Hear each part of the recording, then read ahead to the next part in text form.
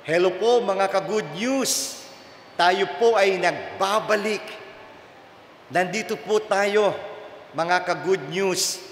July 17, 2017, noong tayo nag-umpisa, inumpisahan natin ang ating pagsasama sa pagninilay sa mabuting balita ng ating Panginoon Kristo.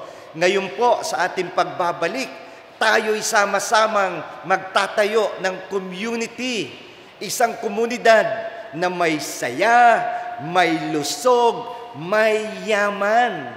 Kaya tayo na, magsibalik tayo dito sa ating ka-good news. Tayo ay may lugar na pupuntahan dito po sa Divine Word Sanctuary, dito sa Christ the King Mission Seminary. Anong ibig sabihin ng sanctuary? Una, pwedeng sabihin na to, kandungan.